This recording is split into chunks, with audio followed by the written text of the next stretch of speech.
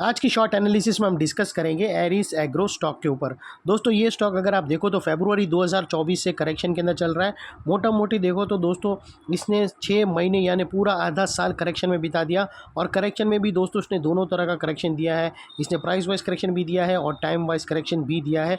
और फिलहाल ये स्टॉक को देखो तो दोस्तों यहाँ पर मल्टीपल पॉजिटिव फैक्टर्स एक साथ ब्रेकआउट हुए हैं, जिसके तहत ये स्टॉक करंट लेवल से अपसाइड में 30 to 35% रनअप के लिए रेडी है।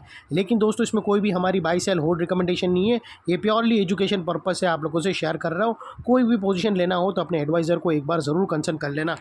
दोस्तों आप लोग देख सकते हो कि ये वो टॉप एरिया था जहाँ से करेक्शन स्टार्ट हुआ था, और यहाँ से कुछ ऐसी downward sloping parallel channel stock के अंदर बनी। और स्टॉक जब तक ये डाउनवर्ड स्लोपिंग पैरेलल चैनल में था, स्टॉक ने प्राइस वाइज करेक्शन दिया और back to back lower lows hit हुए। दोस्तों अगर आप देखो तो पहला लोअर लोज यहाँ पर हिट हुआ, सेकंड लोअर लोज यहाँ हिट हुआ, थर्ड लोअर लोज यहाँ पर हिट हुआ और फोर्थ लोअर लोज यहाँ हिट हुआ। और जैसे ही दोस्तों ये downward sloping parallel channel upside में ब्रेकआउट हुई, इसने मल्टीपल हायर हाइज को एक साथ ब्रेक करके उसके अबाव हाई वॉल्यूम क्लोजिंग देकर कंफर्म कर दिया करेक्शन इज कंप्लीटेड। यहाँ पर दो बड़ी चीज़ एक साथ हमें मिली दोस्तों। पहला तो उसने डाउनवर्ड स्लोपिंग पैरेलल चैनल को अपसाइड में ब्रेक किया, जिसके वजह से ये जो डाउन साइड गिरावट आ रही थी वो अल्टीमेटली रुक गई। और सेकेंडली इसके अंदर जो कंटिन्यू लोअर लोज हीट होने के जो सीक्वेंस थे वो स्टॉप होके उसके अगेंस्ट में इसने first time higher highs register किया, जो हमें कंफर्म करता है कि स्टॉक के अंदर करेक्शन कंप्लीटेड। बॉटम यहाँ पर लग चुकी है, ट्रेंड इसका चेंज हो चुका है। करेक्शन ट्रेंड से अभी अपसाइड पे ट्रेंड पे बाई साइड पर चेंज हो चुका है। अनलेस एंड अनटिल यहाँ पर कोई नया लोअर लोज ना मिले या फिर पुराने लोअर लोज के नीचे क्लोजिंग ना मिले, तब तक हम यही मानकर चलेंगे कि स्टॉक के अंदर करेक्शन कंप्लीटेड। और दोस्तों बात कर लेते हैं डाइवर्शन का। तो दोस्तों अगर मैं आप लोगों को MACD डालकर दिखाऊं तो यहाँ पर क्लियर डाइवर्शन विटनेस होगा।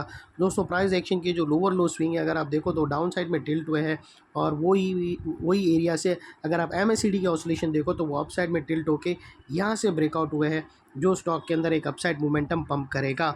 सेकेंडली बात कर लेते हैं चार्ट पैटर्न की। तो दोस्तों अगर आप देखो तो यहाँ पर बहुत बड़ी चार्ट पैटर्न बनी है, और ये चार्ट पैटर्न को स्टॉक को कंप्लीट होने में ही दोस्तों अराउंड 6 महीने से भी ज़्यादा का टाइम लग गया। और दोस्तों अगर आप देखो तो यहाँ पर एक ज़बरदस्त ट्रायंगुलर चार्ट पैटर्न ब्रेकआउट होते हुए हमें मिली है।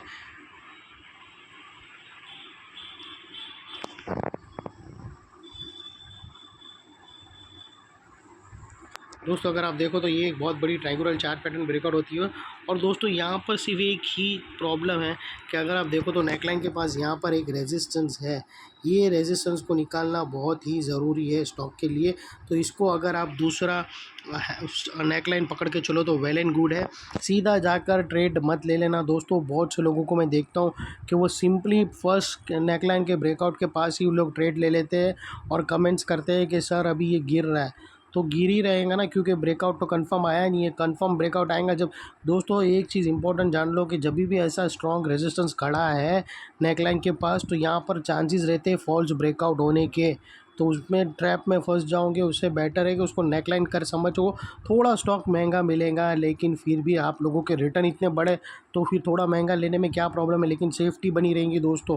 अगर आप देखो तो ये जो सेलिंग है, ये जो रेजिस्टेंस है, ये इतना भारी है दोस्तों कि यहाँ पर एक बार बुरी तरह से प्रेशर फेस होकर स्टॉक पूरा डाउन साइड करेक्ट हुआ था। तो इसकी जो वैल्यू है बहुत इंपॉर्टेंट हो जाती है, क्योंकि इसने एकदम एकदम बोलते ना ज़मीन दिखा दी थी स्टॉक को, एकदम कितना भारी गिरावट आया था। तो वो लिहाज से दोस्तों ये इतनी भारी गिरावट वाला जो रेजिस्टेंस सप्लाई लाइन खड़ी है वो आसानी से इसको जाने नहीं देगा, या फिर उसके लिए आरती वो लेकर नहीं खड़ा है कि आवे तो उसकी आरती उतार, वो जाकर उधर फाइट होंगी दोस्तों, या फिर ये एक रेंज बनेगी इधर पर। और फिर वो रेंज अगर अपसाइड में ब्रेकआउट हुई तो well and good, down side में ब्रेकआउट हुई तो हमें छोड़ देना, ये स्टॉक को ट्रेड ही नहीं करना है। तो दोस्तों कुछ टेक्निकल्स के बेसिक कॉन्सेप्ट होते हैं, उसको समझना बहुत ही ज़रूरी है, जो मेरी चैनल पे आप लोगों को अक्सर जानने मिलता है। तो दोस्तों हम वेट करेंगे ये सेकंड नेकलाइन का ब्रेकआउट होने का। अगर सेकंड नेकलाइन अगर स्ट्रॉन्ग बाइंग, अगर समझो ये जो बाइंग प्रेशर इतना स्ट्रॉन्ग होगा कि अगर उन लोग ने ये वाली सेलिंग अगर एब्जॉर्ब कर ली और उसके ऊपर सक्सेसफुली क्लोजिंग दे दी 342 के ऊपर, तो फिर ये ट्रायंगुलर चार्ट पैटर्न एक्टिव हो जाएगा ट्रेड के लिए, और एकदम ज़बरदस्त अपसाइड है, 35% की अपसाइड है। तो दोस्तों फिर कुछ प्रॉब्लम नहीं है। और दोस्तों जैसा मैंने आप लोगों को बताया कि ये जो ट्रायंगुलर चार्ट पैटर्न की जो इनसाइड रेंज है ये तकरीबन दोस्तों 30 से 35% की है, जो ये दोनों नेकलाइन से ब्रेकआउट होने के बाद अपसाइड में 30 to 35% रनअप देगी। और वो लिहाज से दोस्तों स्टॉक का जो टारगेट्स निकल कर आता है, वो फर्स्ट टारगेट अगर आप देखो तो 420 रुपीज़ का आता है। 420 रुपीज़ का स्टॉक का फर्स्ट टारगेट आता है। और सेकंड टारगेट्स अगर आप देखो तो 440 रुपीज़ के आते हैं, जो तकरीबन दोस्तों 30 to 35% होता है। और यहाँ पर जैसा मैंने बोला हो दोस्तों, अभी यहाँ पर आप लोगों को स्टॉप लॉस नहीं दे सकता हूँ, क्योंकि अभी एक्चुअल ब्रेकआउट आया नहीं है, सेकंड नेकलाइन के अबाउ क्लोजिंग आई नहीं है, और टच करके भी नहीं दोस्तों। सेकंड नेकलाइन है जो 342 के आसपास बैठी है, 342 के ऊपर क्लोजिंग चाहिए, वन डे क्लोजिंग, तभी माना जाएगा कि ब्रेकआउट हो गया।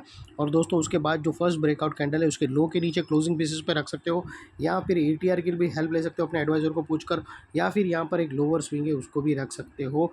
और इतना मेक श्योर करना कि आपका risk to reward ratio at least minimum 1:1.5 आना चाहिए दोस्तों। और दोस्तों सेकेंडली, जैसे ये दोनों नेकलाइन ब्रेकआउट होंगी, तो ये जो सेकंड नेकलाइन के पास का एरिया, ये बहुत ही इंपॉर्टेंट एरिया रहेगा, क्योंकि यहाँ पर मल्टीपल पॉजिटिव फैक्टर्स एक साथ ब्रेकआउट होते हुए मिले। यही एरिया पे दोस्तों downward sloping parallel channel upside में ब्रेकआउट हुई, यही एरिया पे लोअर लोज हायर हाइज में शिफ्ट हुए, यही एरिया पे दोस्तों हमने क्लियर डाइवर्शन देखा है MACD के थ्रू, और यही एरिया पे दोस्तों एक बड़ी triangular chart pattern with high volume breakout होने की तैयारी में है। तो वो लिहाज से दोस्तों जैसे ही दोनों नेकलाइन ब्रेकआउट होंगी, तो ये एरिया एक स्ट्रॉन्ग सपोर्ट का काम करेगा। और इन केस अगर स्टॉक टारगेट से पहले कहाँ पर भी सेलिंग प्रेशर फेस किया और स्टॉक नीचे आना स्टार्ट किया, तो दोनों नेकलाइन का एरिया एक स्ट्रॉन्ग सपोर्ट का काम करेंगे, और स्टॉक को इधर अपसाइड में पुश करेगा, ये साइडवे कंसोलिडेशन में। और वो लिहाज से इतने बड़े स्ट्रॉन्ग सपोर्ट के नीचे तुम्हारा स्टॉप लॉस आना चाहिए दोस्तों, जो आसानी से हिट नहीं हो।